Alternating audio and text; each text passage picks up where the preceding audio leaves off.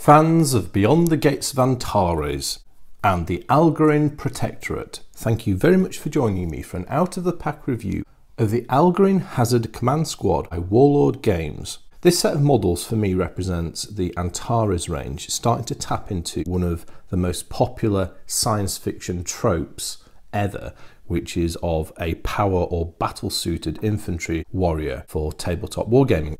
That's what these ladies and gentlemen are here. This set of miniatures has been given to me free of charge by Warlord Games for review purposes. As always, I'm going to open this up and I'm going to give you an impartial review. If it's good, I'm going to say it's good. If there's anything bad, I'm going to point it out. However, please do bear that in mind when assessing the opinions I offer in this review. Those of you who haven't seen any of my Antares content, I've got an Algoryn AI force at the moment. These for me represent a really cool looking model and a concept for the actual tabletop play. So one of the great things about science fiction games, make ideas that are real today, you can make them plausible in the storyline. Power armor is a well-established concept now, but we don't have any in real life. Let's have a look around this pack. So you get 5 figures in this, and this is a command squad. They also do a trooper squad as well, in effect like the main infantry section of them. I can't quite remember what the differences are between them. I think there might be some differences in poses. They're all armed the same way. They're wearing the hazard armor suit, they have a plasma carbine,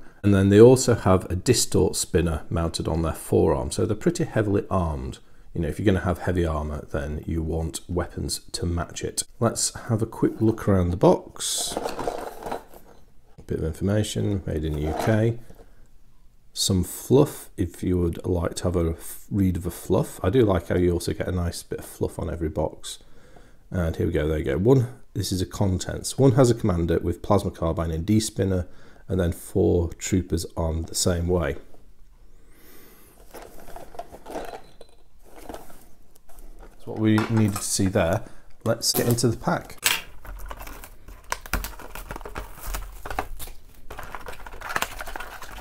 So inside the box we get,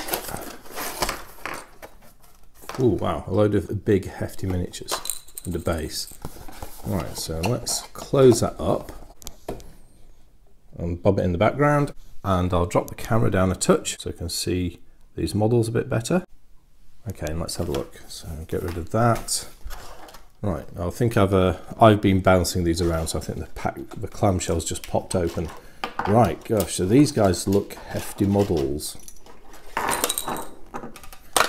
So disentangled that. Ooh, wow, gosh, look at these. Right, I'm going to start with this one because I saw it first. So just get rid of that. Just move a bit of this flash away. Right. Cool. They've got this very angular armour that's characteristic of the Algoryn Protectorate. And this guy's in this sort of running pose. This one's got a bit of pitting on the surface of the model. It's like it's being cast in a mould that's too cold.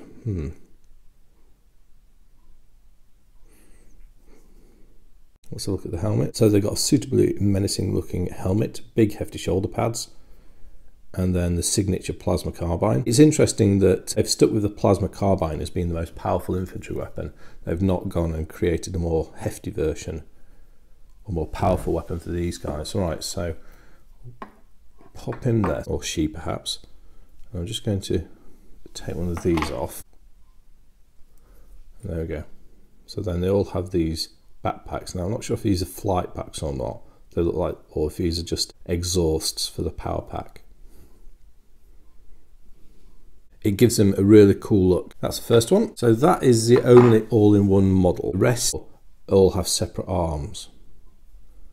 So these are going to look really good. They'll have a really good depth once they're built. Right, let's do the commander first. Okay, that looks good. That's a very clean cast. There's a little bit of a mould seam to take away between the legs. But pretty mild really. That's a beautifully cast miniature. And there's a distort spinner on his left forearm. Yeah, cool. Because he's a metal, you could bend the poses a little bit to add some variety if you're having a larger force. And the next trooper is this one.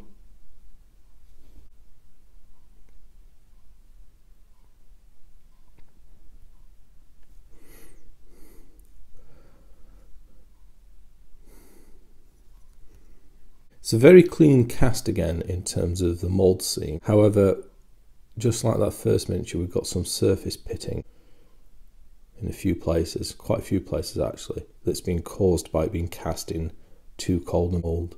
A bit more there. Probably a bit easier to fix than that first one, but still a bit of extra work to do on that guy. Then let's look at the fourth trooper. Now this is my favourite miniature out of the whole pack. And this trooper is in this really dynamic running pose. It's that one there on the box. This just looks great. And I really like it because they've made a really heavy suit of armour look very dynamic and mobile. So yeah, great job by the miniature sculptor.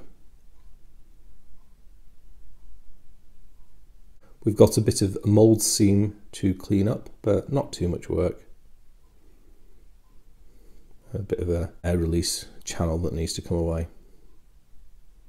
Yeah, very good. As well as a clear application for use in Beyond the Gates of Antares, I see these as being quite a versatile set of science fiction miniatures full stop. With them being bulkier, they're big enough for heroic 28mm scale gaming, I think.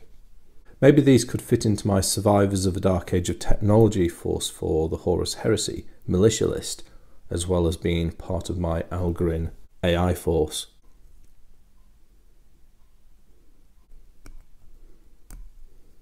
Seems okay there. Thought that might have been a bit more pitting, but I don't think it is.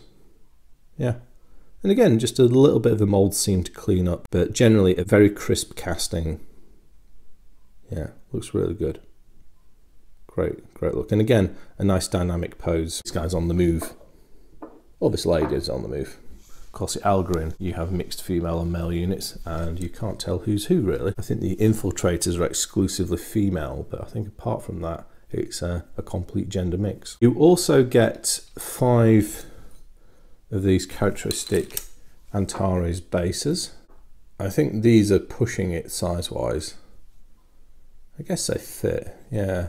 I might actually mount these onto Games Workshop 32mm bases. I think they're probably going to be a better fit. To be quite honest, these are a little bit too small, and more significantly, for the heavier models like that, with the leaning pose, I see it overbalancing too easily.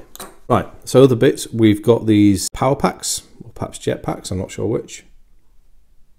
Got this nice prong design, twin prong design. All look very nicely turned out, excellent stuff. Keep moving these around, don't I? And then let's have a look over the attachable weapon arms.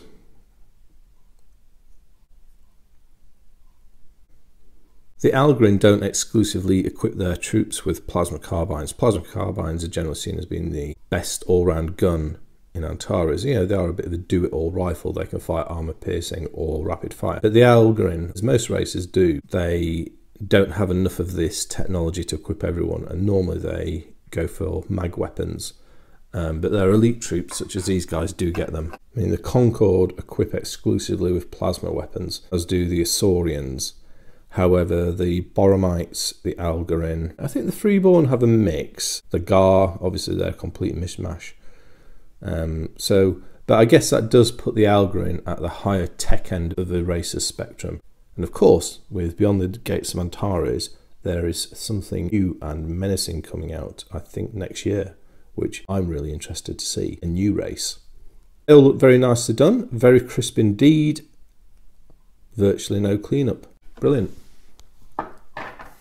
I think that's everything. I really like these models. I always like heavily armoured power armour infantry, as you've probably noticed from all the other videos I've done. And these are going to be great for my Algoryn force. I also think, as I said, these have got a lot of versatility for use in other heroic 28mm games as well as power armour troops. Let me know what you think of the Algoryn Hazard Command Squad by Warlord Games. Do you have any of these guys? Thinking of getting any of these guys? Any other general observations? I'll be very interested to hear as always. But other than that, I'd just like to say thank you very much for watching. I'll speak to you next time, and goodbye.